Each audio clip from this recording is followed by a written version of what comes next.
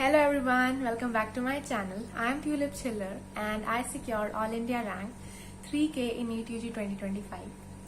And in this video, I'll be answering all your questions that how to read NCERT, how to find hidden lines of NCERT, how to highlight, how to revise NCERT, how to concise important points of NCERT, should we highlight all the NCERT, how to find those important lines जिससे question आते हैं.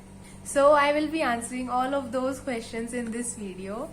So let's get started. ठीक है, आज मेरे पास मेरी दोनों NCERT हैं, 11th की और 12th की. आज मैं आपको बायो का बताने वाली हूँ कि बायो की NCERT कैसे पढ़ें. केमिस्ट्री और फिजिक्स की वीडियो भी मैं अलग बनाऊंगी. तो 11th से स्टार्ट करते हैं. ये 11th की मेरी बायोलॉजी की NCERT है and this is the first page of NCERT. As you can see, मैंने इसमें बहुत सारे पॉइंट्स, एग्जाम्पल्स, कुछ कुछ लिखा हुआ है. क्यों? देखो, वाई इज दिस इम्पोर्टेंट? क्योंकि जो आपको पॉइंट्स याद नहीं रहते या जो क्वेश्चन में आते हैं बार बार, जो मोस्ट रिपीट होते हैं, और बेसिकली जो आपको बार बार रिवाइज करना है, वो आप यहाँ पॉइंट्स लिख सकते हो. जैसे फॉर एग्जाम्पल मैं आपको कुछ दिखाती हूँ. जैसे ये आरबीसी का मैंने लिखा हुआ है, कितना प्रोटीन एंड कितना लिपिड, कितने परसेंटेज. ये फैमिलीज का फॉर्मूला लिखा हुआ है, फेबिसी, सोलेनेसी.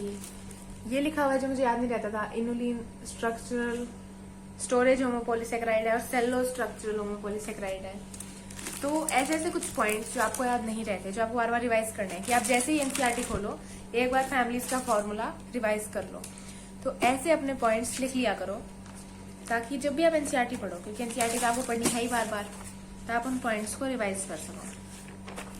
और जो एनसीईआरटी के यूनिट्स का फर्स्ट पेज होता है, जैसे यूनिट 1 का है, बहुत सारी यूनिट 5 यूनिट्स है, तो उस पेज को स्किप मत किया करो. बहुत बच्चे हैं जो इस पेज को पढ़ते ही नहीं है, बिल्कुल भी नहीं पढ़ते.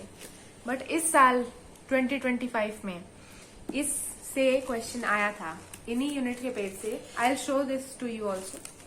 ठीक है, तो इससे क्वेश्चन आया था और बहुत बच्चे नहीं पढ़ते एंड वो क्वेश्चन मैंने ठीक किया था, क्योंकि मैं हमेशा पढ़ती थी इसको. ओके, तो ये जो पॉइंट होता है और जो कुछ ये साइंटिस्ट के बारे में दिया होता है, ये भी स्किप मत किया करो. अब देखो, पेपर जैसे जैसे मुश्किल होता जा रहा है, वैसे वैसे क्वेश्चन एनसीईआरटी से ही कहीं से भी आ सकता है. ठीक है, और जो एनसीईआरटी में स्पेस दिया होता है, इसका यूज किया करो एक्स्ट्रा पॉइंट्स लिखने में, एक्स्ट्रा रेलेवेंट पॉइंट्स जो एनसीईआरटी में गिवन नहीं है, जो आउट ऑफ एनसीईआरटी है. जैसे मैंने कुछ फादर लिखे हुए थे, फादर ऑफ बायोलॉजी, जूलॉजी, ये सब क्वेश्चन भी आए हुए हैं 1-2 बार. जब फर्स्ट रीडिंग आप लगा रहे हो एनसीईआरटी की, देन डू नॉट हाईलाइट. जब फर्स्ट रीडिंग लगा रहे हो, then read it with a pencil. जो आपको इंपॉर्टेंट पॉइंट्स लग रहे हैं उनको पेंसिल से हाईलाइट, मार्क कर लो, कुछ अंडरलाइन कर लिया, सर्कल कर लिया, दैट्स इट. फर्स्ट रीडिंग में आपको नहीं पता क्या इंपॉर्टेंट है, क्या इंपॉर्टेंट नहीं है. आप देख सकते हो, मैंने अपनी पूरी एनसीईआरटी हाईलाइट नहीं कर रखी, सिर्फ कुछ ही इंपॉर्टेंट पॉइंट है जो हाईलाइट कर रखे हैं, जो बहुत इंपॉर्टेंट थे. जैसे ये देखो, प्लानेरिया में ट्रू रिजेनरेशन होती है. ये क्वेश्चन एक पीवाईक्यू है, ये पहले नीट में पीएमटी में आया हुआ है. देखो, this is also PMT question. ठीक है, तो सिर्फ इंपॉर्टेंट पॉइंट्स को हाईलाइट करो. जब आप एक बार फर्स्ट रीडिंग में तो सिर्फ पेंसिल से पढ़ना है, देन 2-3 रीडिंग के बाद, जब कुछ क्वेश्चन सॉल्व करने के बाद, पीवाईक्यू सॉल्व करने के बाद जब आप रीडिंग लगा रहे हो, तब हाइलाइटर से उन इंपॉर्टेंट पॉइंट्स को हाईलाइट करना है. येलो से हाईलाइट कर रखा है. This is also PYQ. आप अपनी एनसीईआरटी के साथ साथ लेके बैठे हो, मैं कुछ पीवाईक्यू बता रही हूँ, तो उनको मार्क कर सकते हो अभी आप साथ साथ. नाउ सेकेंड पॉइंट जो मैं आपको बताना चाहती हूँ, कि कलर कोडिंग. जैसे मैंने ब्लू से हाईलाइट कर रखा है मोड ऑफ न्यूट्रिशन इनका. देखो, क्राइजोफाइट फोटोसिंथेटिक है, इधर कर रखा है स्लाइमोल्ड सैप्रोफिटिक, क्योंकि ये क्वेश्चन में आ जाता है, बहुत बार आ जाता है. और इन सब से तो क्वेश्चन बहुत आते हैं, पूरे पैराग्राफ से क्वेश्चन आते हैं. तो ये क्विकली रिवाइज करने के लिए कौन सा किसका मोड ऑफ न्यूट्रिशन है, तो ये मैंने ब्लू से हाईलाइट कर रखा है. तो जब आप एनसीईआरटी पढ़ते हो, आप कलर कोडिंग भी कर सकते हो. जैसे येलो से मैं सिर्फ पीवाईक्यू हाईलाइट करती थी, पिंक से इंपॉर्टेंट कॉमन पॉइंट्स. और अब एनसीईआरटी की साइड का स्पेस, जैसे मैंने बताया, यूज करो. क्योंकि देखो, इसमें दे रखा था कि कौन से वायरस सिंगल स्ट्रैंडेड आरएनए या डबल स्ट्रैंडेड डीएनए, किस टाइप के वायरस किसको अफेक्ट करते हैं. तो देखो, वो पॉइंट्स मैंने साइड में लिख रखे हैं. जब एनसीईआरटी आपको स्पीड से रिवाइज करनी होगी लास्ट के मंथ में, नीट से पहले, कभी भी पेपर से पहले, तो रिवाइज करने में बहुत हेल्प मिलती है. और जो एनसीईआरटी के एग्जाम्पल्स होते हैं वो भी आप कंसाइज कर सकते हो। जैसे मैंने एलगी के एग्जाम्पल यहाँ लिख रखे हैं, तो ये सब याद नहीं रहता, तो उसको थोड़ा कंफ्यूजिंग होता है एनसीईआरटी में एक बार पढ़ना। तो मैंने एक ही साइड में एग्जाम्पल्स लिख लिए। तो ऐसे करके जब आप एनसीईआरटी रीड करते हो, जो इम्पोर्टेंट एग्जाम्पल्स हैं, कुछ टाइप्स हैं, वो साइड में सेपरेट कर लिया करो, क्योंकि उससे रिवाइज हो जाता है। एग्जाम्पल्स से क्वेश्चंस बहुत सारे आते हैं, बहुत ही ज्यादा। और जो एनिमल किंगडम के एग्जाम्पल्स हैं, they are the most important. ये देखो, मैं आपको दिखाती हूँ मेरा एनिमल किंगडम कैसा दिखाई देता है।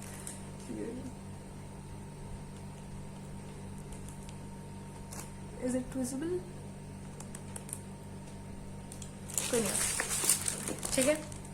तो इतना ज्यादा पढ़ा था एनिमल किंगडम, मैंने कम से कम 10-20 पता नहीं कितनी बार पढ़ा है इसको।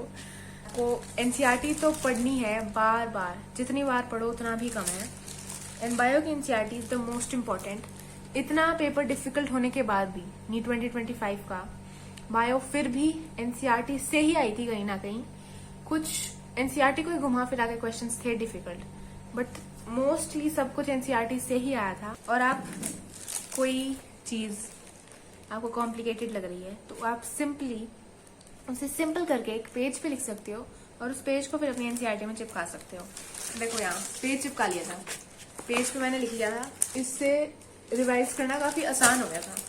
तो जो चीजें आपको याद नहीं रहती, तो वो एक स्टिकी नोट पे आप बना के लिख के चिपका सकते हो। अगर आपको एनसीईआरटी से कुछ समझ नहीं आ रहा, जैसे कुछ, तो आप उसका खुद से डायग्राम बना के भी पढ़ सकते हो।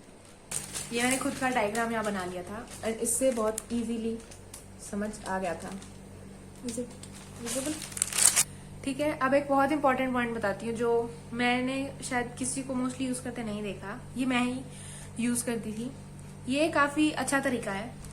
जैसे एनसीईआरटी में से बहुत सारे पैराग्राफ दिए होते हैं, कभी कुछ शुरू हो जाता है, कभी कुछ, एक जो बेसिकली एक टॉपिक होता है एक पैराग्राफ का, तो वो समझ नहीं आता या रिवाइज करने लगते हो। जैसे आप सेरिब्रम रिवाइज करना चाहते हो, तो वो अलग से तो दिया नहीं हुआ, फोर ब्रेन के अंदर दिया हुआ है, तो आपको पता नहीं चलेगा, या थैलेमस ढूंढ रहे हो।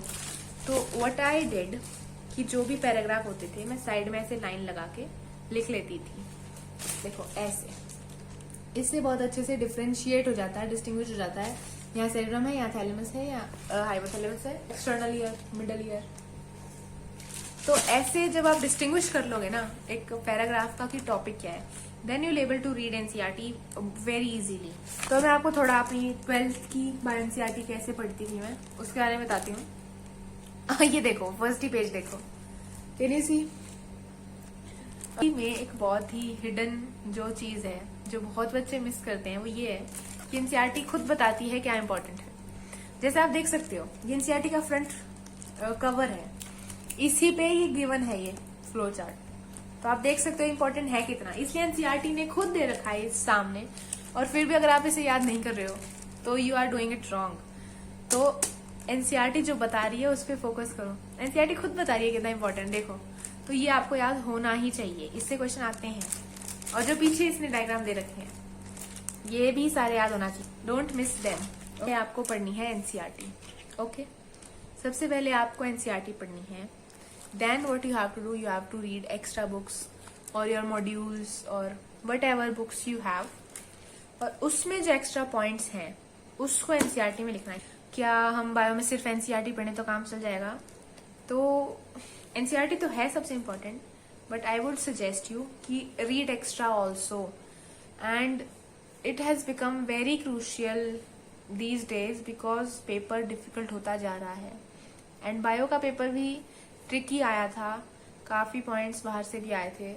जैसे फ्रेटर्नल ट्विंस का एक क्वेश्चन था, वो मेरे को नहीं आता था, वो मेरा गलत हुआ था, तो वो एनसीईआरटी में तो नहीं दिया हुआ, कहीं नहीं दिया हुआ, शायद एक्स्ट्रा बुक्स में होगा, बट तो आपको पता होनी चाहिए एक्स्ट्रा बातें। जो भी मुझे एक्स्ट्रा पॉइंट मिलते थे मैं वो सारे लिखती थी। लेट मी शो यू, आपके सर मैम जो भी एक्स्ट्रा बातें बताते थे मैं तुरंत उसको लिख लेती थी। I don't miss any point. जो भी टीचर पढ़ाते थे ना, मैंने कभी कोई पॉइंट मिस नहीं किया।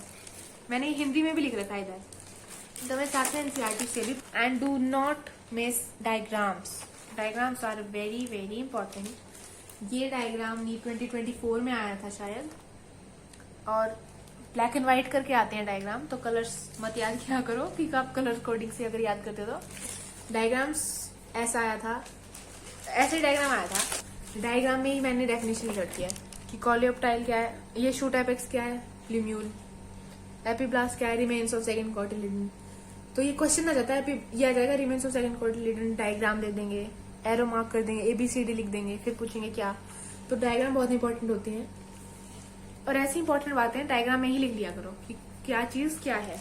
ओके, एक और इम्पोर्टेंट जो है, ये जो है हॉर्मोन्स, ये बहुत इंपॉर्टेंट है, इसका क्वेश्चन आता है, इसको भी मार्क कर लेना। I am in this video I am also telling you some important points जो मेरे सामने आ रहे हैं कि ये इंपॉर्टेंट तो है ही, इनको तो हाईलाइट आप कर ही लो।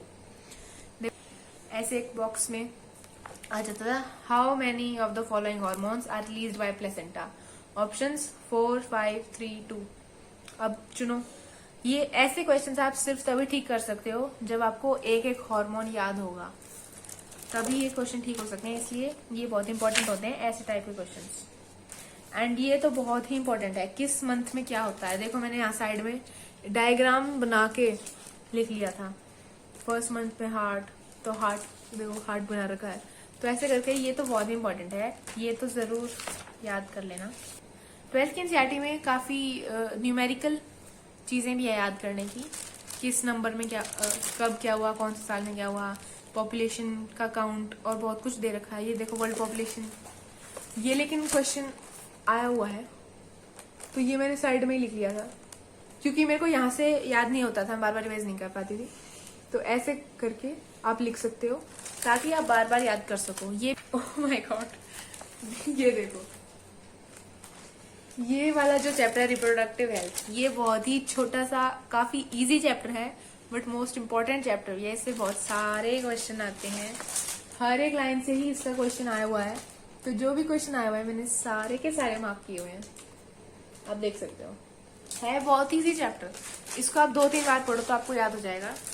बट इससे बहुत क्वेश्चन आ जाते हैं कि 72 आवर्स बाद देंगे, आईयूडी का क्या यूज है, मोस्ट वाइडली एक्सेप्टेड मेथड कौन सा है, तो ऐसे ऐसे करके कॉपर रिलीजिंग कौन से हैं, हार्मोन रिलीजिंग कौन से हैं, और कॉपर क्या करता है, सप्रेस स्पर्म मोटिलिटी, हार्मोन वाले क्या करते हैं, मेक यूट्रस अनसुटेबल। तो ऐसे ऐसे करके इस चैप्टर से बहुत सारे क्वेश्चन आते हैं, स्पेशली इन 2 पेजेस से तो बहुत सारे क्वेश्चन आते हैं। ये देखो एक स्टिकी नोट चिपका रखा है मैंने, प्रोडक्शन ऑफ बायोगैस का, ठीक है, ये एनसीईआरटी में नहीं दिया हुआ but it is important. Biotechnology वाले चैप्टर के बारे में मैं आपको यही बताना चाहूंगी कि ये बहुत ही इंपॉर्टेंट चैप्टर है, इससे बहुत सारे क्वेश्चन आते हैं, और ये चैप्टर तो बहुत ध्यान से पढ़ना है, और इसको तो जरूर पढ़ना है एक्स्ट्रा बुक से, क्योंकि इससे बहुत डिटेल में क्वेश्चन आ जाता है, इससे कुछ भी क्वेश्चन आ सकता है। ये चैप्टर बहुत इंपॉर्टेंट है। एंड आई होप ये मेरी दोनों एनसीईआरटी थी कि किस मैंने कैसे किया था, क्या मार्क कर रखा था, कौन से इंपॉर्टेंट पॉइंट्स हैं, क्या पीवाईक्यू है, मैंने आपको सब कुछ ऑलमोस्ट बता दिया है। और एंड आई होप आपने साथ साथ पीवाईक्यूज तो मार्क कर लिए होंगे। एंड तो ये थी मेरी दोनों NCERT, and I tried to tell you everything, and I almost showed you my whole NCERT. I completely told you everything what I could, कि मैं कैसे पढ़ती थी, क्या करती थी, कहाँ क्या क्या मार्क कर रखा था, कैसे किया था, मैंने आपको सब कुछ ऑलमोस्ट बता दिया है। तो ऐसे अपनी बायो की एनसीईआरटी को पढ़ो, ये बहुत ही जरूरी है। बायो का पेपर नीट का एनसीईआरटी से ही आता है, एंड आपने कुछ एक्स्ट्रा पढ़ा है या नहीं पढ़ा, पढ़ोगे या नहीं पढ़ोगे, बट एनसीईआरटी को जरूर पढ़ना। And I hope you will use the tips and tricks that I have told you, and you will find them helpful. And please do tell me in the comments कि आपको ये tips helpful लगी या नहीं लगी, and मुझे use करके बताना कि कैसा एक्सपीरियंस रहा आपका। And please read your NCERT like this, and NCERTs are very important, and NCERTs are your best friend. तो do not ignore your NCERT. कुछ बच्चे एनसीईआरटी को पढ़ते ही नहीं है या फिर गलत तरीके से पढ़ते हैं, तो stay tuned because the videos for NCERT of chemistry and physics are also coming very soon. So bye bye, all the best.